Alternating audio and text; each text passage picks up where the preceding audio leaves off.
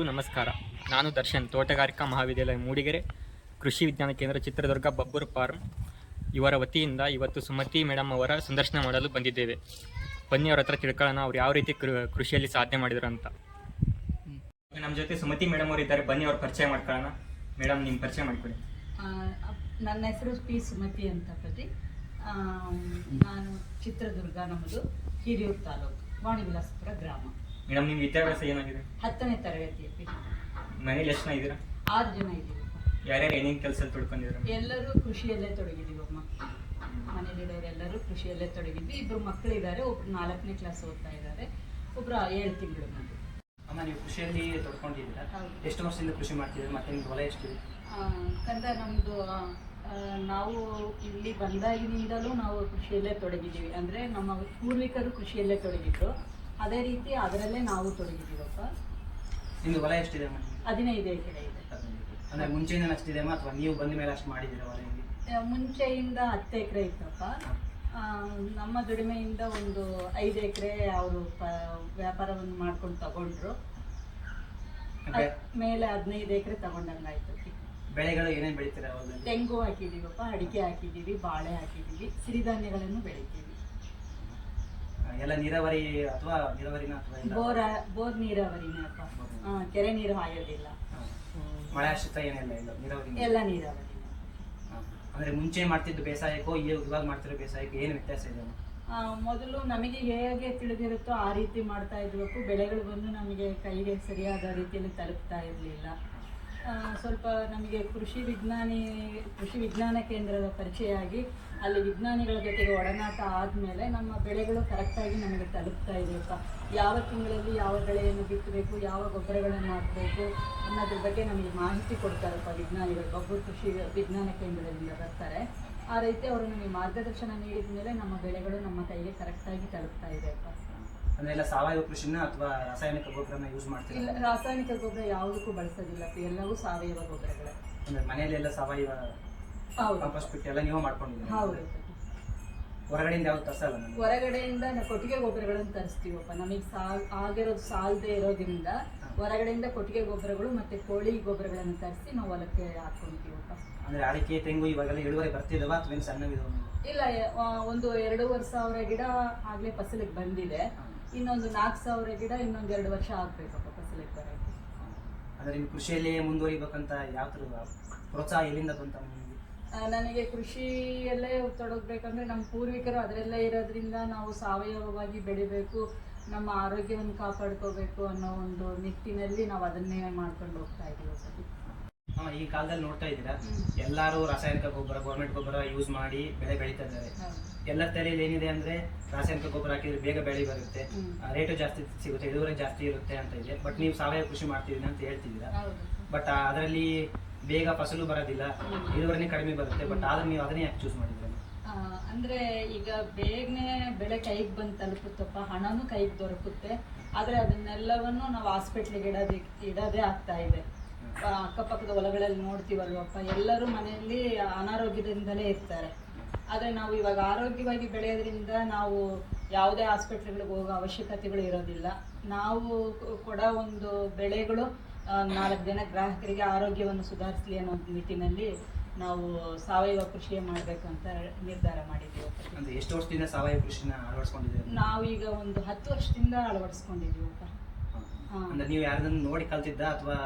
ನಾನು ಕೃಷಿ ವಿಜ್ಞಾನ ಕೇಂದ್ರದ ಪರಿಚಯ ಆದಮೇಲೆ ನಾನು ಸಾವಯವ ಗೊಬ್ಬರ, ಸಾವಯವವಾಗಿ ಬೆಳಿಬೇಕು, ಭೂಮಿ ಅಂದರೆ ಏನು, ದನವನ್ನು ಯಾವ ರೀತಿ ಸಾಕಾಣಿಕೆ ಮಾಡ್ಕೋಬೇಕು, ಹೇಗೆ ಇಟ್ಕೋಬೇಕು, ನಮ್ಮ ಆರೋಗ್ಯ ಯಾವ ರೀತಿ ಕಾಪಾಡ್ಕೋಬೇಕು, ಮತ್ತು ಒಂದೊಂದು ಅನ್ನದಲ್ಲೂ ಒಂದೊಂದು ಧಾನ್ಯಗಳಲ್ಲೂ ಯಾವ ಯಾವ ಪ್ರೋಟೀನ್ಗಳಿರುತ್ತೆ, ಅದನ್ನು ಹೇಗೆ ಉಳಿಸ್ಕೋಬೇಕು ಅನ್ನೋದೆಲ್ಲ ನನಗೆ ಕೃಷಿ ವಿಜ್ಞಾನ ಕೇಂದ್ರ ಮತ್ತು ತೋಟಗಾರಿಕಾ ಮಹಾವಿದ್ಯಾಲಯದ ಅಧಿಕಾರಿಗಳು ಪ್ರೊಫೆಸರ್ ಶಶಿಕಲಾಬಾಯಿ ಮೇಡಮ್ ಅಂತಿದ್ದಾರೆ, ಅವರು ಓಂಕಾರಪ್ಪ ಸರ್ ಅಂತ ಇದ್ದರು. ಅವರು ನಮಗೆ ತುಂಬ ಮನದಟ್ಟಾಗುವ ರೀತಿ, ನಮ್ಮ ರೈತ ಮಹಿಳೆಯರು ಮನದಟ್ಟಾಗುವ ರೀತಿ ಹೇಳ್ತಾರಪ್ಪ.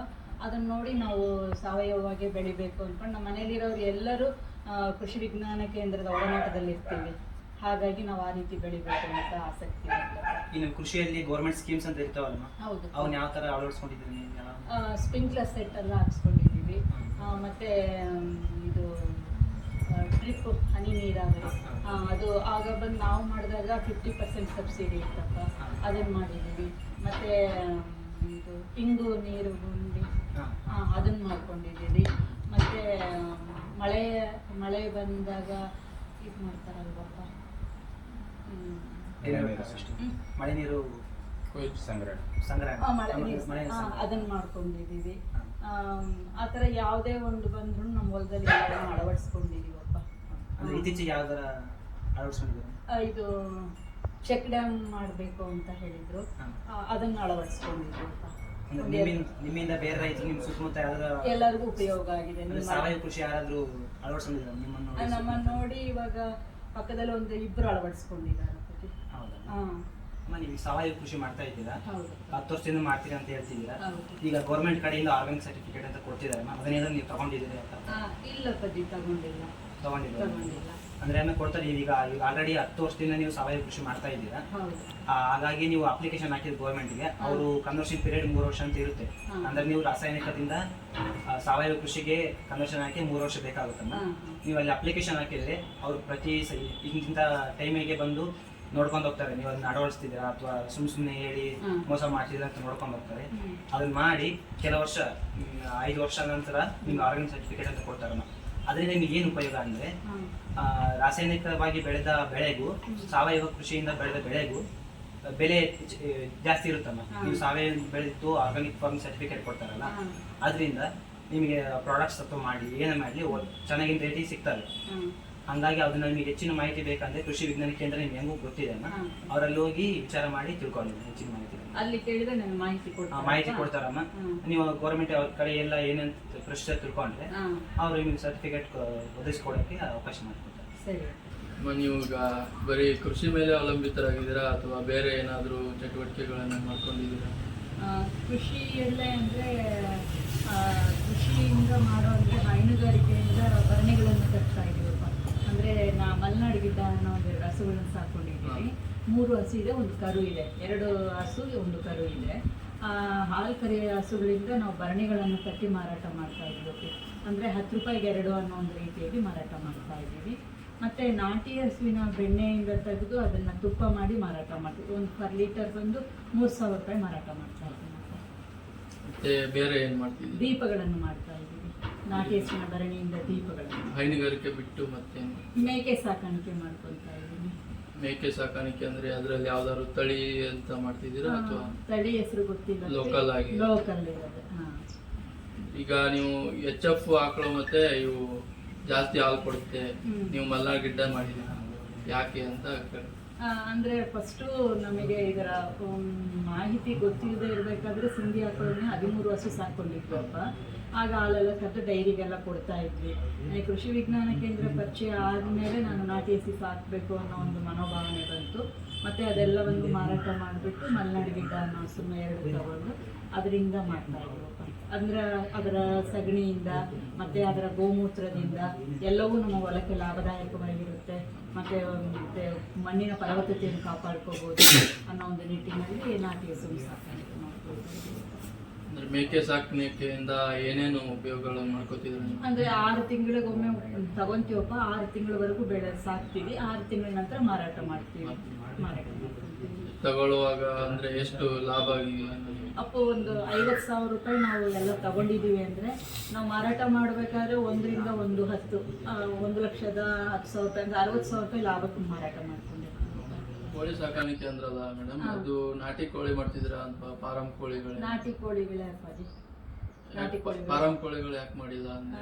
ಅವು ಆರೋಗ್ಯಕ್ಕೆ ಒಳ್ಳೆಯದಲ್ಲ ಅನ್ನೋ ನಿಟ್ಟಿನಲ್ಲಿ ಬೇರೆ ನಾಟಿ ಕೋಳಿಗಳೇ ಸಾಕಾಣಿಕೆ ಮಾಡ್ಕೊತಾ ಇದ್ದೀವಿ. ಅದರ ಮೊಟ್ಟೆಗಳು ಮತ್ತು ಅದರ ಮರಿಗಳು ಅದು ಹೆಚ್ಚಾಗ್ತಲೇ ಇರುತ್ತೆ. ಮೊಟ್ಟೆಗಳು ನಾವೇ ಉಪಯೋಗಿಸ್ಕೊಳ್ತೀವಿ. ಅದರ ಮರಿಗಳನ್ನು ಮಾಡೋದ್ರಿಂದ ಅದು ಪಂದ್ಯ ಆಡೋ ಕೋಳಿಗಳು ಅಂತ ಬರುತ್ತಪ್ಪ. ಒಂದು ಕೋಳಿ 5,000 ರೂಪಾಯಿ 4,000 ರೂಪಾಯಿ ಈ ರೀತಿ ಮಾರಾಟ ಆಗುತ್ತೆ. ಆ ಥರ ಮಾರಾಟ ಮಾಡ್ಕೊಳ್ತೀವಿ. ಕೋಳಿಗಳಿಗೆ ಏನು ಆಹಾರ ಹೊಲದಲ್ಲಿ ಹೋಗಿ ಮೇದ್ ಬರುತ್ತಪ್ಪ. ಅದಕ್ಕೆ ಅಂತ ಸಪ್ರೇಟ್ ಆಹಾರವನ್ನು ಕೊಡಕ್ಕೆ ಹೋಗೋದಿಲ್ಲ. ಸಜ್ಜೆ ಹಾಕ್ತೀವಿ. ಮತ್ತು ಮೆಕ್ಕೆಜೋಳನ ಮಿಷಿನ್ಗೆ ಹಾಕ್ಸ್ಬಿಟ್ಟು ನುಚ್ಚು ಮಾಡಿ ಹಾಕ್ಕೊಂತೀವಿ. ಹೊಲದೊಳಗೆ ಮೇದ್ ಬರುತ್ತೆ, ಅದನ್ನು ಸ್ವಲ್ಪ ತಿನ್ಕೊಳ್ತಾ. ಅದಕ್ಕೆ ಅಂತ ಸಪ್ರೇಟಾಗಿ ಏನು ಆಹಾರ ಕೊಡಲ್ಲ. ಹಸುಗಳಿಗೆ ಏನು ಒಣ ಮೇವು ಹಾಕ್ತೀರಾ ಅಥವಾ ಹೊಲದಲ್ಲಿ ಏನಾದರೂ ಅದಕ್ಕೆ ನೇಪಿಯರ್ ಅನ್ನೋ ಹುಲ್ಲುಗಳನ್ನು ಹಾಕೊಂಡಿದ್ದೀವಿ. ಹುಲ್ಲು ಹಸುಗಳಿಗೆ ಹುಲ್ಲುಗಳು ಹಾಕೊಂಡಿದ್ವಿ. ಹೊಲದೊಳಗೆಲ್ಲ ಮೇದು ಬರುತ್ತಪ್ಪ, ನೈಟ್ ಕಟ್ಟಿದಾಗ ಹುಲ್ಲು ಕಟ್ ಮಾಡಿ ಅದನ್ನ ಹಾಕ್ತೀವಿ. ಕೋಳಿಗಳು ಎಷ್ಟಿದಾವೆ ನಿಮ್ಮ ಹತ್ರ? ಅಪ್ಪು ಒಂದು 40-45 ಕೋಳಿ ಇರುತ್ತೆ. ಮೇಕೆಗಳು 10 ಇದೆ. ಅದೆಲ್ಲ ಮೇಂಟೈನ್ ಮಾಡಕ್ಕೆ ನೀವು ಎಲ್ಲ ಕೆಲಸಗಾರನ ಇಟ್ಕೊಂಡಿದ್ರೆ ಅಲ್ಲ ನೀವೇ ಮಾಡ್ಕೊಂತೀವಿ ಸರ್. ನೀವೇ ಮಾಡಿ? ಹಸು ಮೇಕೆ ಕೋಳಿ ಎಲ್ಲ ಇಲ್ಲಿ ಮನೆಯಲ್ಲಿ ಸಾಕೊಂಡಿದ್ದೀರಾ ಅಥವಾ ಫಾರ್ಮ್ ಅಲ್ಲಿ ಏನಾದ್ರು ಇದೆಯಾ? ಫಾರಮ್ ಅಲ್ಲೇ ಇದೆ. ನಿಮ್ಗೆ ಫಾರ್ಮ್ಗೆ ಮನೆಗೆ ದೂರ ಎಷ್ಟು ದೂರ ಆಗುತ್ತೆ? ಒಂದು 7 ಕಿಲೋಮೀಟರ್ ಆಗುತ್ತಪ್ಪ. ನಿಮ್ಗೆ ಕಷ್ಟ ಆಗಲ್ವಾ ಮತ್ತೆ ಅಲ್ಲಿಂದ ಹಾಲು ಕರ್ಕೊಂಡ್ಬರೋದು? ಅಂದ್ರೆ ಅಪ್ಪಾಜಿ ಇಲ್ಲಿ ಮನೆ ಹತ್ರ ಕಟ್ಕೊಂಡ್ರೆ ಅದಕ್ಕೆ ಹಾಕೋದಕ್ಕೆ ಅಂತ ಸಪ್ರೇಟ್ ಶೆಡ್ ಬೇಕು, ಸಗಣಿ ಹಾಕೋದು ಜಾಗ ಬೇಕು, ಮತ್ತೆ ಅದ್ರ ಮೇವಿಗೆ ಅಂತ ಜಾಗ ಬೇಕು, ಕರುಗಳಿಗೆ ಅಂತ ಸಪ್ರೇಟಾಗಿ, ಕುರಿಗಳಿಗೆ ಅಂತ ಸಪ್ರೇಟಾಗಿ ಎಲ್ಲನೂ ಇಲ್ಲೇ ಮಾಡ್ಕೊಳಕ್ಕಾಗಲ್ಲ. ಹೊಲದಲ್ಲಿ ಇದ್ದಾಗ ಸಗಣಿಗಳನ್ನ ತಕ್ಷಣ ಹಂಗೆ ಹೊಲಕ್ಕೆ ಅಲ್ಲಿ ಗುಂಡಿ ಮಾಡ್ಕೊಂಡಿದ್ದೀವಪ್ಪ, ಅಲ್ಲೇ ಹಾಕ್ಕೊಂಡ್ಬಿಡ್ತೀವಿ. ಮತ್ತು ಹಸುಗಳನ್ನ ತೊಳೆಯೋದಕ್ಕೆ ಮಾಡೋದಕ್ಕೆ ಬೋರ್ಗಳಲ್ಲಿ ನೀರು ಎತ್ತದಾಗ ಬರ್ತಾ ಇರುತ್ತೆ. ಮತ್ತು ನಾವು ಏನೇ ಕಷ್ಟ ಅಂದರೆ ಹಾಲು ಕರ್ಕೊಂಬರೋದೊಂದು ನಮ್ಗೆ ಕಷ್ಟ ಆಗುತ್ತೆ ವಿನಃ ಬೇರೆ ಯಾವುದೇ ವಿಧವಾದರೂ ಎಲ್ಲವೂ ಸುಲಭವಾಗುತ್ತೆ. ಮನೆ ಹತ್ರ ಕಟ್ಕೊಂಡ್ರೆ ಗೊಬ್ಬರ ತೊಗೊಂಡೋಗಿ ಹಾಕಬೇಕು, ಅದಕ್ಕೆ ನೀರು ತೊಗೊಂಬರ್ಬೇಕು, ಮತ್ತು ಮೇವುಗಳು ತರಬೇಕು, ಮತ್ತು ಅದಕ್ಕೆ ಫೀಡ್ಸ್ಗಳು ತರಬೇಕು, ಎಲ್ಲ ಕಷ್ಟ. ಅಲ್ಲೇ ಇತ್ತು ಅಂದರೆ ಹೊಲದಲ್ಲೇ ಬಿಟ್ಟರೆ ಎಲ್ಲ ಹೊಲದ ಮೇಯ್ಕೊಂಡ್ಬಂದ್ಬಿಡುತ್ತೆ. ಇಲ್ಲಿ ಮೇವುಗಳು ಬಹಳ ಕಷ್ಟ ಆಗುತ್ತೆ, ಮೇವು ತಂದಾಕೋಕ್ಕಾಗಲ್ಲ. ಅಲ್ಲಿ ಹೊಲದಲ್ಲಿ ಬಿಟ್ಟರೆ ಅದು ಪಾಡಿಗೆ ಮೇಯ್ದು ಬಂದ್ಬಿಡುತ್ತೆ. ಅದು ನಮಗೆ ಸುಲಭವಾಗುತ್ತೆ ಹೊಲದಲ್ಲಿದ್ದರೆ. ಈಗ ಮತ್ತೆ ಮೊಟ್ಟೆ ಮತ್ತು ಮೇಕೆ ಹಾಲು, ಹಸುವಿನ ಹಾಲು ಎಲ್ಲ ನೀವು ಇಲ್ಲೇ ಲೋಕಲ್ ಮಾರ್ತೀರಾ, ಹೊರಗಡೆ ಎಲ್ಲಾದರೂ ಕಳಿಸ್ತೀರಾ? ಈ ಮೇಕೆ ಹಾಲು ಅದ್ರ ಮರಿಗಳಿಗೆ ಸರಿ ಹೋಗುತ್ತಪ್ಪ. ಹಸುವಿನ ಹಾಲುಗಳು ಮಾತ್ರ ನಾವು ಉಪಯೋಗಿಸ್ತೀವಿ. ಅದನ್ನು ಮನೆಗೆ ಮಾತ್ರ ಇಟ್ಕೊತೀವಿ, ಮಾರಾಟಕ್ಕೆಲ್ಲ ಕೊಡೋದಿಲ್ಲ. ಬೆಣ್ಣೆ ಮಾಡಿ ಮಾರಾಟ ಮಾಡ್ತೀವಿ. ಕೆ 1 ಲೀಟ್ರ್ 70 ರೂಪಾಯಿ 80 ರೂಪಾಯಿ ತಗೊತಾರೆ. ಅಂದರೆ ಇಲ್ಲಿ ತಗೊಳ್ಳೋದಿಲ್ಲ, ಟೌನ್ಗಳಲ್ಲಿ ತಗೊತಾರೆ. ನಾವು ತಗೊಂಡೋಗಿ ಬರೋ ಬಸ್ ವೆಚ್ಚಕ್ಕೆ ಸರಿ ಹೋಗ್ಬಿಡುತ್ತೆ. ಹಂಗಾಗಿ ತೊಗೊಂಬಂದು ಚೆನ್ನಾಗೆಲ್ಲ ಕಾಯಿಸ್ಬಿಟ್ಟು ಚೆನ್ನಾಗಿ ಮೇಲೆ ಕೆನೆ ಕಾಯೋ ರೀತಿ ಕಾಯಿಸ್ಬಿಡ್ತೀವಿ.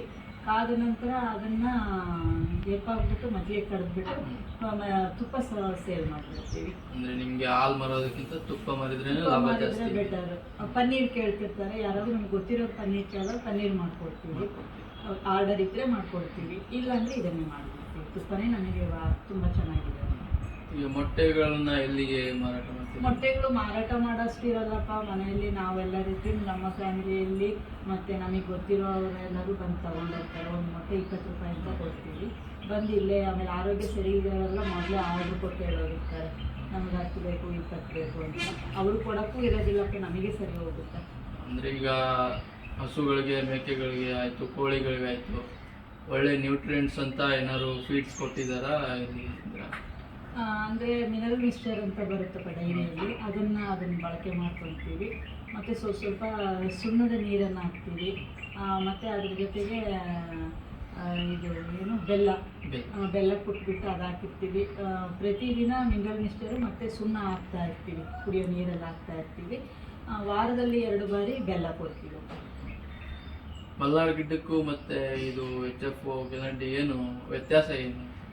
ಅಂದರೆ ನಮ್ಮ ಮನೆಯಲ್ಲಿ ಬಹಳ ಆರೋಗ್ಯದ ಸಮಸ್ಯೆ ಆಗ್ತಾ ಇತ್ತಪ್ಪ. ನನಗೆ ಬಹಳ ಆರೋಗ್ಯದ ಸಮಸ್ಯೆ ಇರ್ತಾ ಇತ್ತು. ಆಮೇಲೆ ತುಪ್ಪ ಎಲ್ಲ ನಾನು ಊಟ ಮಾಡಿನ ಒಂದು 20 ವರ್ಷ ಆಗಿತ್ತು. ಆಮೇಲೆ ನಾನು ಒಂದು ಯೋಗ ಸೆಂಟ್ರಿಗೆ ಹೋದ್ಮೇಲೆ ಅಲ್ಲಿ ಪ್ರಾಣಾಯಾಮ, ಯೋಗ ಅದೆಲ್ಲ ಧ್ಯಾನ ಮಾಡೋದೆಲ್ಲ ಹೇಳ್ಕೊಟ್ರು. ಆವಾಗ ಅಲ್ಲಿ ಅವ್ರು ನಾಟಿ ಹಸುವಿನ ತುಪ್ಪ ಎಷ್ಟು ಬಳಸಿದ್ರು ತುಂಬ ಆರೋಗ್ಯಕ್ಕೆ ಒಳ್ಳೆಯದು ಅಂತ ಹೇಳಿದರು. ಆಮೇಲೆ ಆವಾಗಿಂದ ನಾನು ಯೋಗ ಮಾಡಿಕೊಂಡು ಎಲ್ಲ ನಾಟಿ ಹಸುವಿನ ತುಪ್ಪ ಬಳಸ್ತಾ ಇದ್ದೀನಿ. ನನಗೆ ಆರೋಗ್ಯ ತುಂಬ ಚೆನ್ನಾಗಿ ಸುಧಾರಿಸಿದೆ. ಮನೆಯಲ್ಲಿ ನನ್ನ ಮೊಮ್ಮಕ್ಕಳಿಗೆ, ಮಕ್ಕಳಿಗೆ ಮತ್ತು ಗಂಡನಿಗೆ, ಮಗನಿಗೆ ಎಲ್ಲರಿಗೂ ನಾಟಿ ಹಸುವಿನ ತುಪ್ಪ ಬಳಸೋದ್ರಿಂದ ಎಲ್ಲರಿಗೂ ಆರೋಗ್ಯ ಚೆನ್ನಾಗಿದೆ. ಹಾಗಾಗಿ ನಾಟಿ ಹಸುವಿನ ತುಪ್ಪ ನಮ್ಮ ಬಳಕೆಗೆ ಎಷ್ಟು ಬೇಕೋ ಅದರ ಹೆಚ್ಚಾಗಿರೋದು ಮಾತ್ರ ನಾವು ಮಾರಾಟ ಮಾಡ್ಕೊಳ್ತೀವಿ. ಅಮ್ಮ, ಈಗ ಕೃಷಿ ಆಯಿತು, ಹೈನುಗಾರಿಕೆ ಆಯಿತು, ಮತ್ತು ಅದ್ರ ಜೊತೆ ಮತ್ತೇನಾದರೂ ಮಾಡ್ತಿದ್ರೆ ಅಥವಾ ಅವೆರಡನ್ನ ಮಾಡ್ತಿರೋದು? ನಮ್ಮ ಕೃಷಿಯಲ್ಲಿ ಸಿರಿಧಾನ್ಯಗಳನ್ನು ಬೆಳಿತೀವಿ, ರಾಗಿಯನ್ನು ಬೆಳೀತಾ ಇದ್ದೀವಿ. ಅದನ್ನು ನಾನು ಹಾಗೆ ಮಾರಾಟ ಮಾಡೋದಿಲ್ಲ. ಇವಾಗ ರಾಗಿ ಬಂದು 4,000ರಿಂದ 4,500 ರೂಪಾಯಿ ಪರ್ ಕ್ವಿಂಟಲ್ ಅಂತ ಮಾರಾಟ ಆಗ್ತಾ ಇದೆ. ನಾವು ಅದನ್ನು ರಾಗಿಯನ್ನು ಮಾಲ್ಟಾಗಿ ಪರಿವರ್ತನೆ ಮಾಡ್ತೀನಿ, ರಾಗಿ ಹುರಿ ಹಿಟ್ಟಾಗಿ ಪರಿವರ್ತನೆ ಮಾಡ್ತೀನಿ, ರಾಗಿ ಬಿಸ್ಕೆಟ್ ಆಗಿ ಪರಿವರ್ತನೆ ಮಾಡ್ತೀನಿ. ನನಗೆ 34,000 ರೂಪಾಯಿ ಕ್ವಿಂಟಲ್ ಅಂತ ಸಿಗ್ತಾ ಇದೆ. ಅಮ್ಮ, ನೀವು ಮಾಲ್ಟ್ ಎಲ್ಲ ಮಾಡ್ತೀರಾ? ಅದಕ್ಕೆ ಯಾವುದಾದ್ರು ಮಿಷಿನ್ ಯೂಸ್ ಮಾಡ್ತೀರಾ ಅಥವಾ ಅಂದರೆ ಎಲ್ಲ ಇಲ್ಲೇ ಮನೇಲಿ ರೆಡಿ ಮಾಡ್ಕೊಳ್ತೀವಪ್ಪ. ಲೋಕಲಲ್ಲಿರೋ ಜಿನ್ ಮಿಷಿನ್ಗೆ ಕಳಿಸಿ ಜಿನ್ ಮಾಡ್ಕೊಂಡು ಬರ್ತೀವಪ್ಪ. ಅವಕ್ಕೆಲ್ಲದಕ್ಕೂ ಈಗ ಜಾಗಗಳು ಬೇಕು, ಮತ್ತು ಅದಕ್ಕೆಲ್ಲ ಲಕ್ಷಾನುಗಟ್ಟಲೆ ಬಂಡವಾಳಗಳು ಹಾಕಬೇಕು, ಮತ್ತು ಅದಕ್ಕೆ ಬಡ್ಡಿಗೆ ಕಟ್ಕೊಂಡು ಹೋಗಬೇಕು. ಆ ಕಷ್ಟಗಳು ಯಾಕೆ, ನಮ್ಮಲ್ಲಿ ಏನಿದೆಯೋ ಅಷ್ಟನ್ನು ಮಾತ್ರ ಮಾಡ್ಕೊಂಡು ಹೋಗೋಣ ಅಂತೇಳಿ ಅಷ್ಟರಲ್ಲೇ ಸೀಮಿತವಾಗಿರಬೇಕು. ಮಾಲ್ಟ್ ಒಂದೇನಮ್ಮ ಮತ್ತು ಬೇರೆ ಇಲ್ಲ, products ಮಾಡ್ತೀರಾ? ಒಂದು 33 ಪ್ರಾಡಕ್ಟ್ ಮಾಡ್ತಾ ಇದೀವಿ. 33 ಯಾವ್ಯಾವ ಅಂತ ಹೇಳ್ತೀರಾ? ಹೇಳ್ತೀವಪ್ಪ. ಸಿರಿಧಾನ್ಯಗಳಿಂದ ಹೆಲ್ತ್ ಮಿಕ್ಸ್ ಅಂತ ಮಾಡ್ತಾ ಇದ್ದೀವಿ, ಮಕ್ಕಳಿಗೆ ಅಂತ ರಾಗಿಯಿಂದ ಮಾಡ್ತಾ ಇದ್ದೀವಿ, ಮತ್ತು ರಾಗಿ ಹುರಿ ಹಿಟ್ಟು ಅಂತ ಮಾಡ್ತೀವಿ, ರಾಗಿ ಚಕ್ಲಿ, ನಿಪ್ಪಟ್ಟು, ಕೋಡ್ಬಳೆ, ಲಡ್ಡು ಅಂತ ಮಾಡ್ತೀವಿ, ಮತ್ತು ಅದೆಲ್ಲ ಗಾಣದ ಎಣ್ಣೆಗಳಿಂದ ಮಾಡ್ತೀವಿ. ಅಂಗಡಿಯಿಂದ ಸಿಗೋ ಎಣ್ಣೆಗಳಲ್ಲಿ ಅದನ್ನೆಲ್ಲ ಮಾಡೋದಿಲ್ಲ. ಮತ್ತು ನವಣೆಯಿಂದ ಲಡ್ಡು, ಸಾಮೆಯಿಂದ ಲಡ್ಡು, ಸಜ್ಜೆಯಿಂದ ಲಡ್ಡು, ರಾಗಿಯಿಂದ ಲಡ್ಡು ಈ ಥರ ಮಾಡ್ತಾ ಇದ್ದೀವಿ. ಮತ್ತು ನವಣೆಯಿಂದ ಚಕ್ಲಿ, ನಿಪ್ಪಟ್ಟು ಮಾಡ್ತೀವಿ. ಅದರ ಜೊತೆಗೆ ಬಾಳೆಕಾಯಿ ಬೆಳೀತಾ ಇದ್ದೀವಿ. ಬಾಳೆಕಾಯಿಯಲ್ಲಿ ಪೌಡರ್ ಮಾಡ್ತಾ ಇದ್ದೀವಿ. ಬಾಳೆಕಾಯಿನ ತಂದು ಎಲ್ಲ ಸುಲಿದ್ಬಿಟ್ಟು ಒಣಗಿಸಿ ಅದನ್ನು ಪೌಡರ್ ಮಾಡ್ತಾ ಇದ್ದೀವಿ. ಮತ್ತು ನೇಂದ್ರ ಬಾಳೆಕಾಯಿ ಮೈಸೂರಿಂದ ತರಿಸಿ ಚಿಪ್ಸ್ ಅಂತ ಮಾಡ್ತೀವಿ. ಮತ್ತು ಬಾಳೆಹಣ್ಣಿಂದ ಒಂದು ಬೂಸ್ಟನ್ನು ಪೌಡರ್ ಮಾಡ್ಬೋದಪ್ಪ, ಆ ಥರ ಪೌಡರ್ ಮಾಡ್ತಾ ಇದ್ದೀವಿ. ಆರ್ಡರ್ ಯಾವಾಗ ಏನು ಕೊಡ್ತಾರೋ ಅದನ್ನು ಮಾಡಿಕೊಡ್ತೀವಪ್ಪ. ಅಮ್ಮ ಈಗ ಇವೆಲ್ಲ ಮಾಡ್ತಿದ್ರ, ಇವೆಲ್ಲ ಸಣ್ಣ ಸ್ಕೇಲಲ್ಲೇ ಮಾಡ್ತೀರಿ. ಹೌದು. ಅದೇ ಇವಾಗ ಇನ್ನೂ ನೀವು ಟೆಕ್ನಾಲಜಿ ಎಲ್ಲ ದೊಡ್ಡ ದೊಡ್ಡ ಮಷಿನ್ಸ್ ಎಲ್ಲ ಯೂಸ್ ಮಾಡ್ಕೊಂಡು ಇನ್ನೂ ಜಾಸ್ತಿ ಮಾಡ್ಬೋದಲ್ಲ, ಆ ಥರ ಏನಾದ್ರು ಪ್ಲಾನ್ ಮಾಡ್ಕೊಂಡಿದ್ದೀರಾ? ಆ ಥರ ಇದು PMFE ಯೋಜನೆ ಅಡಿಯಲ್ಲಿ ಯಂತ್ರೋಪಕರಣಗಳೆಲ್ಲ 50% ಸಬ್ಸಿಡಿ ದೊರಕುತ್ತೆ ಮಾಡಿಸಿ ಅಂತ ಹೇಳಿ ಒಂದು 2-3 ಸಲ ಆಫೀಸರ್ಸ್ ಎಲ್ಲ ಮನೆಗೂ ಬಂದಿದ್ದರು, ಬ್ಯಾಂಕ್ ಮ್ಯಾನೇಜರು ಮನೆಗೆ ಬಂದಿದ್ದರು. ನಮಗೆ ಯಾಕೋ ಬೇಡ ಅನ್ನಿಸ್ಬೇಕು. ಈಗ ಯಂತ್ರೋಪಕರಣಗಳನ್ನೆಲ್ಲ ಕೊಡಿಸ್ಬಿಡ್ತಾರೆ, ಎಲ್ಲ ಸಾಲಗಳು ಮಾಡ್ಕೊತೀವಿ, ಮತ್ತು ಅದನ್ನು ಕರೆಕ್ಟಾಗಿ ನಮಗೆ ಮಾರ್ಕೆಟಿಂಗ್ ಏನಾದರೂ ತೊಂದರೆ ಆಯಿತು ಅಂದರೆ ಆ ತಿಂಗಳ ಕಂತು ಮರುಪಾವತಿ ಕಷ್ಟ ಆಗುತ್ತೆ. ಕಷ್ಟ ಆದಾಗ ಮನೆಯಲ್ಲಿ ಗಂಡು ಮಕ್ಳ ಹತ್ರ ಕೇಳಬೇಕಾಗುತ್ತೆ. ಅವ್ರ ಬರೋ ಒಂದು ವರಮಾನ ಅವ್ರವ್ರಿಗೆ ಕರೆಕ್ಟಾಗಿ ನಾವು ರೈತರು ಇರ್ತೀವಿ, ಮತ್ತು ಹೆಚ್ಚಾಗಿ ಆದಾಗ ಸಾಲಕ್ಕೆ ಮೊರೆ ಹೋಗಬೇಕಾಗುತ್ತೆ, ಕಷ್ಟ ಆಗುತ್ತೆ ಅನ್ನೋ ನಿಟ್ಟಿನಲ್ಲಿ ಬೇಡ ಅಂತ ನಮ್ಮ ಕೈಲಿ ಎಷ್ಟು ಸಾಧ್ಯನೋ ಅಷ್ಟು ಮಾಡ್ಕೊಂಡಿದ್ದೀವಪ್ಪ. ಈಗ ಇದನ್ನೆಲ್ಲ ಮಾಡ್ತಿದ್ರಲ್ಲ, ಇದಕ್ಕೆ ಹೊರಗಿಂದ ಆಳ ಏನಾದ್ರು ಕಳ್ಕೊತಾರೆ ಕೆಲಸಕ್ಕೆ, ಅಥವಾ ನೀವು ನಾವು ಸ್ವಸಹಾಯ ಸಂಘದವರೇ ಸೇರ್ಕೊಂಡು ಮಾಡ್ತಾ ಇದ್ದೀವಿ. ಅಂದ್ರೆ ಇಲ್ಲಿ ನೀವು ಲೋಕಲ್ ಎಲ್ಲ ಇರೋರು ಒಂದು ಸಂಘ ಮಾಡ್ಕೊಂಡು ಒಂದು ಸಂಘ ಮಾಡ್ಕೊಂಡಿದ್ದೀವಪ್ಪ. ಅಂದ್ರೆ ಹೆಣ್ಮಕ್ಳು ಅಷ್ಟೇ ಎಲ್ಲ ಅವರಷ್ಟೇ ಮಾಡ್ಕೊಂಡಿದ್ದೀರಾ? ಹೌದು. ಅವರೆಲ್ಲ ವೇಜಸ್ ಎಲ್ಲ ಹೆಂಗ್ ಕೊಡ್ತೀರಾ ಅಮ್ಮ ಅವ್ರಿಗೆ? ಆ ಥರ ಏನಿಲ್ಲಪ್ಪ. ಇವಾಗ ಸಂಘದಿಂದ ನಾವು ಒಂದು 4 ಲಕ್ಷ ರೂಪಾಯಿ ನಾವು ನಮ್ಮ ಉಳಿತಾಯವನ್ನು ಅದಕ್ಕೆ ಹಾಕ್ಕೊಂಡಿದ್ದೀವಿ. ಅದನ್ನು ನಾವು ಎಲ್ಲವನ್ನೂ ಲೆಕ್ಕ ಬರೆದಿಟ್ಬಿಡ್ತೀವಿ, ಮಾಸ್ಟರ್ನ ಇಟ್ಟಿದ್ದೀವಿ. ಇವತ್ತೆಷ್ಟು ಪ್ರಾಡಕ್ಟ್ ರೆಡಿ ಆಗಿದೆ ಅನ್ನೋದೆಲ್ಲ ಲೆಕ್ಕ ಬರೆದಿಟ್ಟು ಹೋಗಿರ್ತೀವಿ. ಎಲ್ಲೆಲ್ಲಿ ಮಾರ್ಕೆಟಿಂಗ್, ಯಾರ್ಯಾರು ಮಾರ್ಕೆಟಿಂಗ್ ಆರ್ಡರ್ ಸಿಗುತ್ತೋ ಎಲ್ಲನೂ ಸೇಲ್ ಮಾಡ್ತೀವಿ. ತಿಂಗಳಿಗೊಮ್ಮೆ ಎಲ್ಲ ಲೆಕ್ಕ ನೋಡ್ಬಿಡ್ತೀವಿ, ಎಷ್ಟು ವ್ಯಾಪಾರ ಆಗಿದೆ, ಮಾಡಿರೋದ್ರಲ್ಲಿ ಎಷ್ಟು ಉಳಿದಿದೆ, ಎಷ್ಟು ಹಣ ಬಂದಿದೆ ಅನ್ನೋದು ಲೆಕ್ಕ ಪಾರದರ್ಶಕವಾಗಿರುತ್ತೆ. ಹಾಗಾಗಿ ಯಾರು ಏನು ಬೇಜಾರು ಮಾಡ್ಕೊಳ್ಳೋದು ಆ ಥರ ಎಲ್ಲ ಏನೂ ಆಗೋದಿಲ್ಲ. ಈಗ ಅಷ್ಟೊಂದು ಪ್ರಾಡಕ್ಟ್ಸ್ ಮಾಡ್ತಿದ್ದೀರಾ ಅಂತ ಹೇಳಿದ್ರಲ್ಲ, ಅದ್ರಲ್ಲಿ ಯಾವ್ದಾದ್ರು ನಿಮ್ಮ ಪೂರ್ವಜರು ಖಾದ್ಯಗಳು ಮಾಡಿದ್ವಿ ಆ ಥರದ್ದು ಯಾವ್ದಾದ್ರು ಕಂಟಿನ್ಯೂ ಮಾಡಿದ್ದೀರಾ? ಹೌದಪ್ಪಾಜಿ. ಲಾಡುಗಳೆಲ್ಲ ಅಮ್ಮ ಅವರು ಕಲಿಸ್ಕೊಟ್ಟಿದ್ದು, ಅಮ್ಮ ಅವರಿಗೆ ಅವರ ತಾಯಿಗಳು ಕಲಿಸ್ಕೊಟ್ಟಿರೋದು ವಿಧಾನಗಳಲ್ಲೇ. ಅದೇ ರೀತಿ ತುಪ್ಪ ಬಳಸಿರ್ತೀವಿ, ಮತ್ತು ಹಿಟ್ಟುಗಳನ್ನು ಬಳಸಿರ್ತೀವಿ, ಆಮೇಲೆ ಆರ್ಗಾನಿಕ್ ಬೆಲ್ಲ ಉಪಯೋಗಿಸಿರ್ತೀವಪ್ಪ, ಮತ್ತು ಏಲಕ್ಕಿ ಶುಂಠಿ ಪುಡಿಗಳು ಉಪಯೋಗಿಸಿರ್ತೀವಿ, ಶೇಂಗಾ ಬೀಜಗಳನ್ನು ಉಪಯೋಗಿಸಿರ್ತೀವಿ. ಯಾವುದಕ್ಕೂ ಮೈದಾ ಬಳಸೋದಿಲ್ಲ, ಡಾಲ್ಡಾ ಬಳಸೋದಿಲ್ಲ, ಸಕ್ಕರೆ ಉಪಯೋಗಿಸೋದಿಲ್ಲ. ಈ ರೀತಿ ಮಾಡ್ಕೊಂಡು ಹೋಗ್ತಾ ಇದ್ದೀವಿ. ಅಮ್ಮ ಈಗ ಇವನ್ನೆಲ್ಲ ಮಾಡ್ತಿದ್ರಲ್ಲ, ಇದಕ್ಕೆ ನಿಮ್ಮ ಅಮ್ಮ ಅಷ್ಟೇ ಪ್ರೇರಿತರ ಅಥವಾ ಬೇರೆ ಯಾರಾದರೂ ಪ್ರೇರಿತರಾಗಿದ್ದಾರ? ಅಮ್ಮವ್ರಿಗೆ ಅಷ್ಟಾಗಿ ಯಾವುದರಲ್ಲಿ ಮಾಡಬೇಕು ಅನ್ನೋದು ಇದಿರಲಿಲ್ಲಪ್ಪ. ನಾವು ಸುಮ್ಮನೆ ಮಾಡಿಕೊಡ್ತಾ ಇದ್ರು ಅಷ್ಟೇ. ಆದರೆ ಸಿರಿಧಾನ್ಯಗಳಲ್ಲೇ ಹೋಗ್ಬೇಕನ್ನೋದು ನನಗೆ ಕೃಷಿ ವಿಜ್ಞಾನ ಕೇಂದ್ರದಿಂದಲೇ ನನಗೆ ಮಾಹಿತಿ. ಅಂದರೆ ಕೃಷಿ ವಿಜ್ಞಾನ ಕೇಂದ್ರದವರೇ ನಿಮ್ಗೆ ಪ್ರೇರಿತರಾಗಿದ್ದಾರೆ ಅಂತ ಹೇಳ್ತೀರಾ? ಅಮ್ಮ ಈ ಮೌಲ್ಯವರ್ಧನೆ ಎಲ್ಲ ಎಷ್ಟು ವರ್ಷದಿಂದ ಮಾಡ್ತಿದ್ದೀರಮ್ಮ ನೀವು? 16ನೇ ಸಾಲಿಂದ ಮಾಡ್ತಾ ಇದ್ದೀನಿ. ಅಂದರೆ 2016ರಿಂದ ಮಾಡ್ತಿದ್ದೀರಾ? ಈಗ ನೀವು ಈ ಪ್ರಾಡಕ್ಟ್ಸ್ ಏನಾದರೂ ಹೆಸರಿಟ್ಟಿದ್ದೀರಾ ಅಥವಾ ಬ್ರ್ಯಾಂಡ್? ಆತ್ಮ ಅಂತ ಇಟ್ಟಿದ್ದೀವಿ. ಆತ್ಮ ಅಂತ ಇದ್ದೀರಾ? ಅವು ಪ್ಯಾಕೇಜಿಂಗ್ ಮಟೀರಿಯಲ್ ಎಲ್ಲ ರೆಡಿ ಮಾಡಿಸ್ಕೊಂಡಿದ್ದೀರಾ? ಹೌದು, ಅದೇ ಹೆಸರಲ್ಲಿ ಎಲ್ಲ ಆತ್ಮ ಅಂತಾರೆ. ನಮ್ಮ ಲೋಗೋನು ಆತ್ಮ ಅಂತಾರೆ. ಈಗ ರೈತರಿಗೆಲ್ಲ ಇಷ್ಟು ನಾಲೆಜ್ ಇರಲ್ಲ, ಅಂದರೆ ಗೌರ್ಮೆಂಟಿಂದ ಏನೇನು ಸ್ಕೀಮ್ ಇರುತ್ತೆ ಅವೆಲ್ಲ ಅಷ್ಟಕ್ಕಷ್ಟೇ ನಾಲೆಜ್ ಇರಲ್ಲ. ನಿಮ್ಗೆ ಅದೆಲ್ಲ ಹೆಂಗೆ ಬಂತು? ಯಾವ್ದ್ರ ಬಗ್ಗೆ? ಈಗೆಲ್ಲ ಸ್ಕೀಮ್ಸ್ ಎಲ್ಲ ಯೋಜನೆಗಳಿರ್ತಾವಲ್ಲ, ನೀವು ಹೇಳಿದ್ರೆ ಇವಾಗ ODOP ಅಂತಂದೆಲ್ಲ ಹೇಳಿದ್ರೆ, ಆ ಥರದ್ದೆಲ್ಲ ನಿಮ್ಗೆ ಹೆಂಗೆ ಗೊತ್ತಾಯ್ತು? ನಾನು ಕೃಷಿ ವಿಜ್ಞಾನ ಕೇಂದ್ರ ಮತ್ತು ತೋಟಗಾರಿಕಾ ಮಹಾವಿದ್ಯಾಲಯದಲ್ಲಿ ODOPಯಲ್ಲಿ ನಮ್ಮ ಶಶಿಕಲಾಬಾಯಿ ಮೇಡಮ್ ಅಂತ ಇದ್ರಪ್ಪ, ನಮ್ಮ ತೋಟಗಾರಿಕಾ ಮಹಾವಿದ್ಯಾಲಯದಲ್ಲಿ. ಅವರು ODOPಯಲ್ಲಿ ಅದೇನೋ ಕೆಲಸ ಮಾಡ್ತಾ ಇದ್ದಾರೆ, ಯಾವ ಹುದ್ದೆಯಲ್ಲಿತ್ತು ಅಂತ ಗೊತ್ತಿಲ್ಲ. ಈಗ ODOPಯಲ್ಲಿ ಈ ಥರ ಶೇಂಗಾದಲ್ಲೆಲ್ಲ ಚಿಕ್ಕಿಗಳನ್ನು ಮಾಡಿ ತುಂಬ ಬೆನಿಫಿಟ್ ಇರುತ್ತೆ ಅಂತ, ಹಾಗಾಗಿ ಅವರ ಒಂದು ಮಾರ್ಗದರ್ಶನದಲ್ಲಿ ಮಾಡ್ತೀವಿ. ಈಗ ಇಷ್ಟೆಲ್ಲ ಮಾಡ್ತಾ ಬಂದಿದ್ರಲ್ಲ ಈಗ ಇದರಲ್ಲಿ ಏನೇನು ಪ್ರಾಬ್ಲಮ್ ಫೇಸ್ ಮಾಡಿದ್ರಿ ಸ್ಟಾರ್ಟ್ ಮಾಡುವಾಗ, ಅಥವಾ ಇವಾಗ ಏನು ಪ್ರಾಬ್ಲಮ್ಸ್ ಇದಾವೆ ಅದನ್ನೆಲ್ಲ ಹೇಳೋಕ್ಕಾಗುತ್ತೆ? ಹಾಂ, ಹೇಳ್ತೀನಿ. ನಾವು ಪ್ರಥಮದಲ್ಲಿ ನಮಗೆ ಏನೋ ಮಾಹಿತಿ ಗೊತ್ತಿರಲಿಲ್ಲಪ್ಪ, ಇದು ಫುಡ್ ಪ್ರಾಡಕ್ಟ್ ಮಾಡಬೇಕು ಅಂತ ಹೇಳಿ ಅನ್ನಿಸ್ತು, ಮಾಡ್ಕೊಂಡಿದ್ವಿ. ಆರಂಭ ಮಾಡ್ಕೊಂಡಿದ್ದ ತಕ್ಷಣ ಹೊರಗಡೆ ತಗೊಂಡೋದಾಗ ಇದು ಲೈಸೆನ್ಸ್, ಫುಡ್ ಲೈಸೆನ್ಸ್ ಇಲ್ದಲೇ ನೀವು ತಗೊಂಡ್ಬರಬಾರ್ದು ಅಂತ ಹೇಳಿದರು. ನಂತರ ಫುಡ್ ಲೈಸೆನ್ಸ್ ಎಲ್ಲಿ ಅಪ್ಲೈ ಮಾಡಬೇಕು ಅನ್ನೋದೇ ಗೊತ್ತಾಗಲಿಲ್ಲಪ್ಪ. ಆಗ ಬಂದು ಎಲ್ಲಿ ಕೇಳೋದು, ಯಾರನ್ನು ಕೇಳೋದು. ಆಮೇಲೆ ಕೃಷಿ ವಿಜ್ಞಾನ ಕೇಂದ್ರಕ್ಕೂ ಹೋಗಿದ್ದೆ, ತೋಟಗಾರಿಕಾ ಮಹಾವಿದ್ಯಾಲಯಕ್ಕೂ ಹೋಗಿದ್ದೆ. ಅವ್ರದ್ದೇ ಆದ ಕೆಲಸದ ಒತ್ತಡದಲ್ಲಿ ಇರ್ತಾರ. ಇವತ್ತು ಬರ್ರಿ ನಾಳೆ ಬರ್ರಿ ಅಂತ ಹೇಳ್ತಾ ಇದ್ರು, ಇಲ್ಲ ಯಾರನ್ನಾದ್ರೂ ಕೇಳಕ್ಕೆ ಹೇಳ್ತಾ ಇದ್ರು. ನನಗೆ ಅಲ್ಲೋಗಿ ಕೇಳೋದಕ್ಕೂ ಹಿಂಜರಿಕೆ ಆಗೋದು, ನನಗೂ ಏನೂ ಗೊತ್ತಾಗ್ತಾ ಇರಲಿಲ್ಲ. ಹಂಗಾಗಿನೇ ಸುಮ್ಮನೆ ಇದ್ದಪ್ಪ. ನಮ್ಮ ಸುಬ್ರಹ್ಮಣ್ಯ ಅಂತ ನಮ್ಮ ತಮ್ಮ ಅವರು ಗಾಣದ ಎಣ್ಣೆ ಮಾಡ್ತಾ ಇದ್ದಾರೆ. ಅವರು ಇಲ್ಲ ಬನ್ನಿ ಅಂತ ನಾನು ಕೊಡಿಸ್ತೀನಿ ಅಂತ ಹೇಳ್ಬಿಟ್ಟು ಹಿರಿಯೂರಲ್ಲಿ ಫುಡ್ ಆಫೀಸ್ಗೆ ಕರ್ಕೊಂಡು ಹೋಗ್ಬಿಟ್ಟು ಅಲ್ಲಿ ಫುಡ್ ಲೈಸೆನ್ಸ್ಗೆ ಅಪ್ಲೈ ಮಾಡಿದ್ವಪ್ಪ. ಫುಡ್ ಲೈಸೆನ್ಸ್ಗೆ ಅಪ್ಲೈ ಮಾಡಿ ಅದು ಲೈಸೆನ್ಸ್ ಬಂದಮೇಲೆ ನಮ್ಮ ಉತ್ಪನ್ನಗಳು ಸ್ವಲ್ಪ ಚೆನ್ನಾಗಿ ಹೋಗೋದಕ್ಕೆ ಸಹಾಯ ಆಯಿತು. ಮತ್ತು ಅದಷ್ಟೇ ಪ್ರಾಬ್ಲಮ್ ಅಥವಾ ದುಡ್ಡಿಂದು ಆ ಥರ? ಇಲ್ಲ, ಬಹಳ ಸಮಸ್ಯೆಗಳು ಎದುರಾಗಿದೆಯಪ್ಪ. ಅದರಲ್ಲಿ ಇದು ಏನು ಗ್ರೀನ್ ಸಿಂಬಲ್ ಇರಬೇಕಂತೆ ಫುಡ್ ಲೈಸೆನ್ಸಲ್ಲಿ. ಆ ಥರ ಸಿಂಬಲ್ ಇರಬೇಕಂತೆ. ಆ ಸಿಂಬಲ್ನ ಹಾಕಿದಲ್ಲೇ ಕೊಟ್ಟಿದ್ದಾರೆ. ಅಂದರೆ ಲೇಬಲ್ ಮಾಡಿಸೋರು ಗೊತ್ತಿಲ್ಲ ಅದ್ರ ಬಗ್ಗೆ. ಅದನ್ನ ಆ ರೀತಿ ಮಾಡದೇ ಇರೋದಕ್ಕೆ ಫುಡ್ ಆಫೀಸಿಂದ ನಿಮಗೆ ಎನ್ಕ್ವೈರಿ ಬಂದಿದೆ ಬನ್ನಿ. ನನಗೆ ಭಯ ಆಗ್ತಾ ಇದೆ, ಏನೂ ಗೊತ್ತಿಲ್ಲ, ಹೊರಗಡೆ ಓದೋರಲ್ಲ. ಎನ್ಕ್ವೈರಿ ಇದೆ ಅಂದ ತಕ್ಷಣ ನನಗೆ ಇಲ್ಲಿ ಭಯ ಆಗ್ತಾ ಇದೆ, ಅಲ್ಲಿ ಹೋಗಿ ಏನು ಉತ್ತರ ಹೇಳಬೇಕು ಅಂತ ಹೇಳಿ. ಆಮೇಲೆ ನಮ್ಮ ತಮ್ಮನಿಗೆ ಕರೆದೆ, ಈ ಥರ ಏನೋ ಹೇಳ್ತಾ ಇದ್ದಾರೆ. ಇಲ್ಲ, ನಾನು ನೋಡ್ಕೊಂಬರ್ತೀನಿ ಬಿಡಕ್ಕ ಅಂತೇಳಿ ಅವರೇ ಹೋದ್ರು. 1 ಲಕ್ಷ ರೂಪಾಯಿ ಪೆನಾಲ್ಟಿ ಅಂತ ಹೇಳ್ತಾ ಇದ್ದಾರಪ್ಪ. ಅದು ಆಗದೆ ಮಾಡ್ಕೊಂಡಿರೋದಕ್ಕೆ 1 ಲಕ್ಷ ರೂಪಾಯಿ ಪೆನಾಲ್ಟಿ ಅಂತ ಹೇಳ್ಬಿಟ್ರು. ಆಮೇಲೆ ಇಲ್ಲ, ಅವರು ಸ್ವಸಹಾಯ ಸಂಘದಿಂದ ಮಾಡ್ತಾ ಇರೋದು, ಅವ್ರಿಗೂ ಮಾಹಿತಿ ಏನೂ ಗೊತ್ತಿಲ್ಲ ಅಂತ ಹೇಳಿಬಿಟ್ಟು ಮತ್ತೆ 1,000 ರೂಪಾಯಿ, 1 ಲಕ್ಷ ರೂಪಾಯಿ 1,000 ರೂಪಾಯಿವರೆಗೂ ಮಾತಾಡಿ 1,000 ರೂಪಾಯಿ ಪೆನಾಲ್ಟಿ ಕಟ್ಟಿ ಬಂದ್ರಪ್ಪ. ಇವಾಗ ಮತ್ತೆ ದುಡ್ಡಿಂದೆಲ್ಲ ಯಾವ್ದಾದ್ರು ಗೌರ್ಮೆಂಟಿಂದ ನೀವು ಹೆಲ್ಪ್ ತೊಗೊಂಡಿದ್ದೀರಾ ಅಥವಾ ನಿಮ್ಮ ದುಡ್ಡಲ್ಲೇ ಮಾಡಿರೋಣ? ಇಲ್ಲಿವರೆಗೂ ಯಾವುದೇ ಇಲಾಖೆಯಿಂದಲೂ ಯಾವುದು ನಮಗೆ ಬಂದಿಲ್ಲಪ್ಪ. ನಮ್ಮ ಉಳಿತಾಯದ ಹಣವನ್ನು ಇಟ್ಕೊಂಡೇ ನಾವು ಮಾಡ್ಕೊಳ್ತಾ ಇದ್ದೀವಿ. ಈಗ ಮತ್ತೆ ಮಾರ್ಕೆಟಿಂಗ್ ಅವೆಲ್ಲ ನೀವು ಹೆಂಗೆ ಮಾಡ್ತಿದ್ದೀರಾ? ಮಾರ್ಕೆಟಿಂಗ್ ಎಲ್ಲ ಬಂದಪ್ಪ. ಇವಾಗ ಎಲ್ಲ ಇಲಾಖೆಗಳ ಅಧಿಕಾರಿಗಳು ಪರಿಚಯ ಇದ್ದಾರಲ್ಲ, ಅವರೆಲ್ಲ ನಮಗೆ ಇಷ್ಟು ಬೇಕು ಅಂತಾರೆ, ಅಷ್ಟು ಮಾಡಿಕೊಡ್ತೀವಿ. ಮತ್ತು ನಮಗೆ ಮಹಿಳಾ ಮತ್ತು ಮಕ್ಕಳ ಕಲ್ಯಾಣ ಇಲಾಖೆಯಿಂದ ದುರ್ಗದಲ್ಲಿ ಒಂದು ಮಳಿಗೆ ಕೊಟ್ಟಿದ್ದಾರೆ. ಆ ಮಳಿಗೆಯಲ್ಲಿ ಇಟ್ಟು ಮಾರಾಟ ಮಾಡ್ಕೊಳ್ತೀವಿ. ಮತ್ತು NRLM ಜಿಲ್ಲಾ ಪಂಚಾಯತ್ ಕಡೆಯಿಂದ ನಮಗೆ ಸರಸ್ ಮೇಳಗಳು ಅಂತ ಮಾಡ್ತಾರೆ.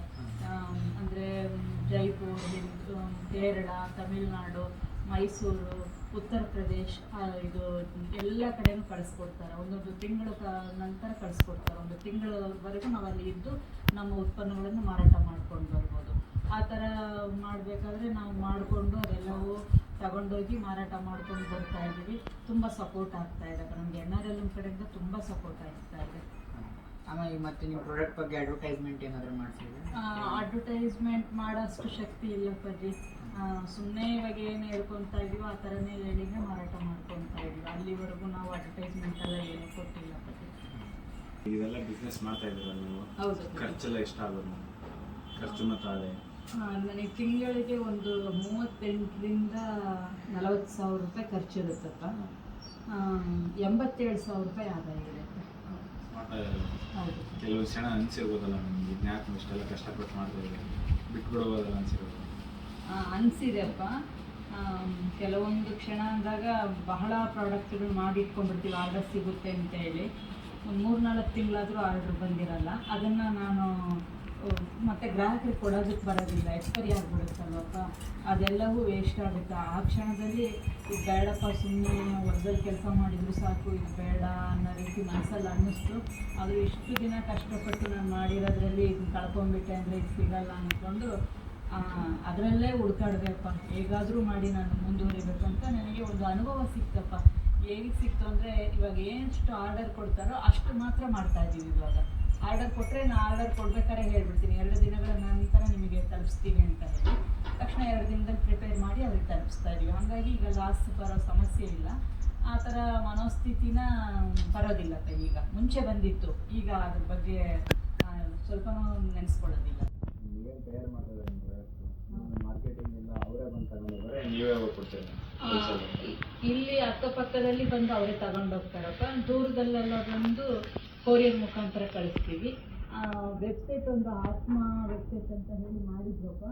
ಅದನ್ನು ನೋಡ್ಕೊಳ್ಳೋದಕ್ಕೆ ಮಾಡೋದಕ್ಕೆಲ್ಲ ಮನೇಲಿ ಯಾರೂ ಇಲ್ಲ.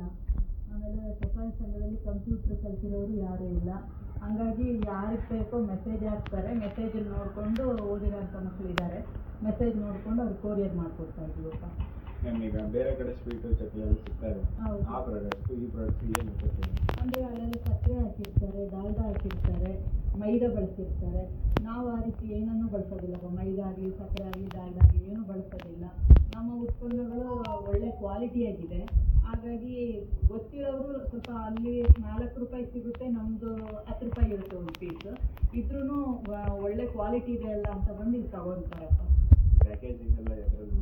ಆ ಪ್ಯಾಕೇಜಿಂಗ್ ಎಲ್ಲ ಬಂದು ಬೆಂಗಳೂರಲ್ಲಿ ಆರ್ಡ್ರ್ ಕೊಟ್ಟಿದ್ದೀವಪ್ಪ. ಮತ್ತು ತಮಿಳ್ನಾಡಲ್ಲಿ ಚೆನ್ನೈಯಲ್ಲಿ ಕೊಟ್ಟಿದ್ವಿ. ನಮಗೆ ಕಿಟ್ ಪೌಚ್ಗಳೆಲ್ಲ, ಸ್ಟ್ಯಾಂಡಿಂಗ್ ಪೌಚ್ಗಳೆಲ್ಲ ಇಲ್ಲಿ ನಮಗೆ ಬೆಂಗಳೂರಲ್ಲಿ ಯಾರೂ ನಮಗೆ ಅದು ಮಾಹಿತಿ ಗೊತ್ತಾಗ್ತಾ ಇಲ್ಲ ಎಲ್ಲಿ ತಗೋಬೇಕು ಅಂತೇಳಿ. ಅಲ್ಲಿನವ್ರದ್ದು ಲಿಂಕ್ ಕೊಟ್ಟರು, ಅವ್ರ ಕಡೆಯಿಂದ ತರಿಸ್ತೀವಿ. ನಮಗೆ ಪ್ಯಾಕೇಜ್ ಒಂದು ಕವರ್ 5 ರೂಪಾಯಿ ಇದ್ದರೆ ನಮಗೆ ಇಲ್ಲಿ ಟ್ರಾನ್ಸ್ಪೋರ್ಟಿಗೆ 5 ರೂಪಾಯಿ ಆಗ್ತಾಯಿದೆ. ಅಂದರೆ ಒಂದು ಕವರ್ ಬೆಲೆ 10 ರೂಪಾಯಿ ಆಗ್ತಾಯಿದೆ.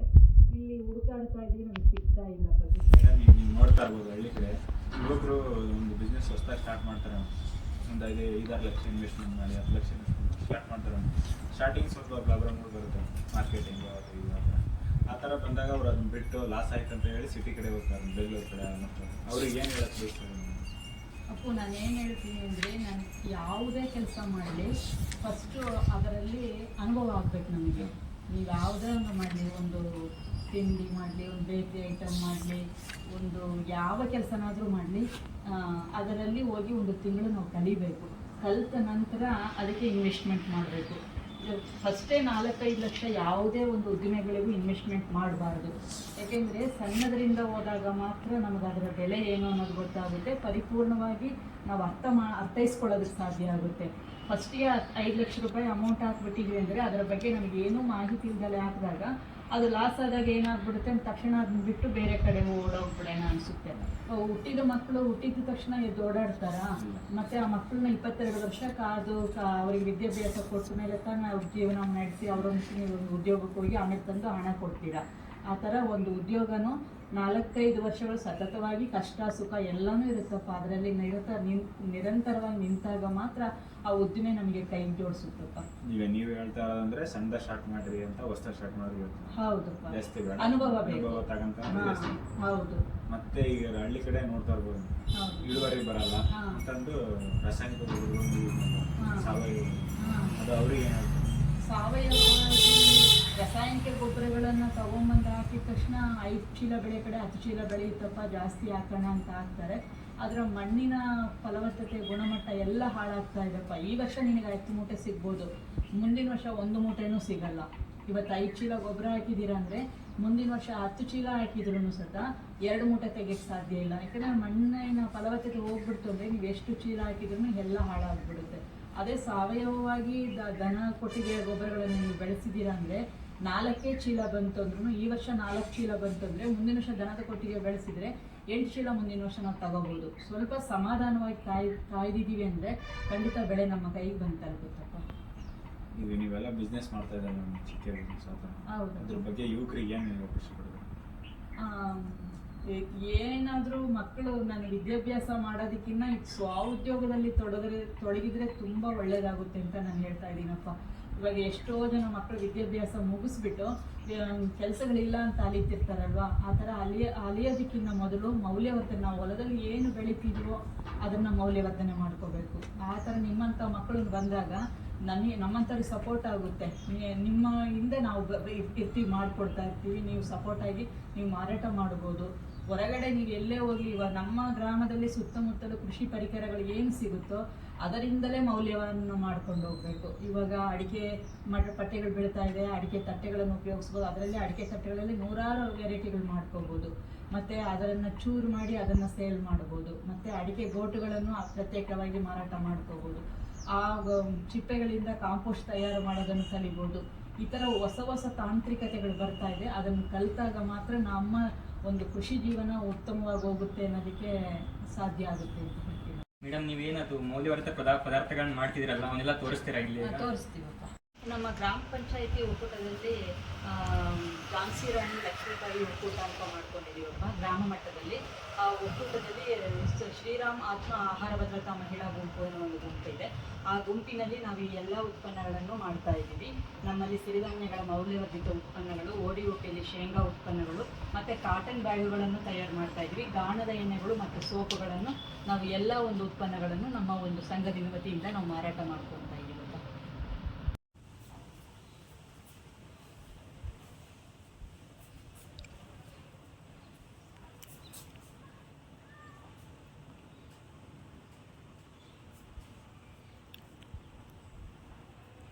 ಇದು ನಾವು ಹೊಲದಲ್ಲೇ ಬೆಳೆದಿರೋ ರಾಗಿ ಇದು. ಆ ರಾಗಿಯನ್ನು ಮೊಳಕೆ ಕಟ್ಟಿರ್ತೀವಿ. ಮೊಳಕೆ ಕಟ್ಟಿ ನೆರಳಲ್ಲೇ ಒಣಗಿಸ್ಬಿಟ್ಟು ಇದಕ್ಕೆ ಬೆಲ್ಲ ಮತ್ತು ಏಲಕ್ಕಿ ಪುಡಿ, ತುಪ್ಪ ಮಿಶ್ರಣ ಮಾಡಿಬಿಟ್ಟು ಇದನ್ನು ಮಾಡಿದ್ದೀವಪ್ಪ. ನಿಮಗೆ ರುಚಿ ಹೇಗೆ ಅನಿಸ್ತಾ ಇದೆ? ತುಂಬಾ ಚೆನ್ನಾಗಿದೆ ಅಮ್ಮ. ಫುಲ್ ಬಾಯಿ ಇಟ್ಟ ತಕ್ಷಣ ಕರಗುತ್ತೆ, ಮತ್ತೆ ಆ ತುಪ್ಪದ್ದು ಫ್ಲೇವರ್ ಬರ್ತಾ ಇದೆ ತಿಂದ ತಕ್ಷಣ. ಮತ್ತೆ ಯಾವುದೇ ಕೆಮಿಕಲ್ಸ್ ಹಾಕಿದ್ರೆ ಆರೋಗ್ಯಕ್ಕೆ ಒಳ್ಳೇದು. ಇಷ್ಟ ಆಯ್ತು. ತುಂಬಾ ಚೆನ್ನಾಗಿದೆ. ನೋಡಿದ್ರಲ್ಲಿ ವೀಕ್ಷಕರೇ, ಇಷ್ಟೊತ್ತು ನಾವು ಸುಮತಿ ಅಮ್ಮ ಅವ್ರ ಜೊತೆ ಸಂಭಾಷಣೆ ನಡೆಸಿದ್ವಿ. ಅವರಲ್ಲಿ ಏನೇನು ಮಾಡ್ತಾರೆ ಅಂತೆಲ್ಲ ತಿಳಿಸ್ಕೊಟ್ರು. ಈಗಿನ ಕಾಲದಲ್ಲಿ ಒಂದನ್ನೇ ನಂಬ್ಕೊಂಡು ಜೀವನ ಮಾಡ್ತಿರೋ ರೈತರಿಗೆ ಇವರೊಂದು ಸ್ಫೂರ್ತಿ ಆಗಿದ್ದಾರೆ. ಇವರು ಸಮಗ್ರ ಕೃಷಿಯನ್ನು ಅಳವಡಿಸ್ಕೊಂಡಿದ್ದಾರೆ. ಮತ್ತು ಈಗಿನ ಕಾಲದಲ್ಲಿ ನಮ್ಮಂಥ ಯೂತ್ಸ್ ಜೆನ್ಸಿ ಅಂತೀವಲ್ಲ, ಇಂಥವರೆಲ್ಲ ಸುಮ್ಮನೆ ಎಜುಕೇಷನ್ ಮಾಡಿ ಡಿಗ್ರಿ ಮುಗಿಸಿ ಡಬಲ್ ಡಿಗ್ರಿ ಮಾಡಿ ಮನೆಯಲ್ಲಿ ಕೆಲಸ ಎಲ್ಲ ಅಂತ ಕೂತ್ಕೊಳ್ಳೋ ಬದಲು ಸ್ವಯಂ ಚಾಲಿತ ಅವರೇ ಸ್ವಂತ ಬಿಸ್ನೆಸ್ ಮಾಡ್ಬೋದು, ಅಥವಾ ಹೈನುಗಾರಿಕೆ ಇವ್ರ ಥರ ಸ್ಫೂರ್ತಿ ತಗೋಬೇಕು. ಇವ್ರು ಭಾಳ ಎಜುಕೇಷನ್ ಆಗಿಲ್ಲ, ಅಂಥವರೇ ಇಷ್ಟು ಮಾಡಿದ್ದಾರೆ ಅಂದಮೇಲೆ ನೀವೆಲ್ಲ ಎಜುಕೇಷನ್ ಇದ್ದು ಗೋರ್ಮೆಂಟ್ ಬಗ್ಗೆ ಎಲ್ಲ ನಾಲೆಡ್ಜ್ ಇದ್ದು ಮುಂದುವರಿಬೇಕಂತ ಹೇಳಿ ನಮ್ಮ ಕಾಲೇಜ್ ವತಿಯಿಂದ ಮತ್ತು ಕೃಷಿ ವಿಜ್ಞಾನ ಕೇಂದ್ರ ಬೊಬ್ಬೂರು ಫಾರ್ಮ್ ವತಿಯಿಂದ ಇವರಿಗೆ ತುಂಬ ಹೃದಯ ಧನ್ಯವಾದವನ್ನು ಹೇಳ್ತಾ ಇದ್ದೀವಿ. ಧನ್ಯವಾದಗಳು.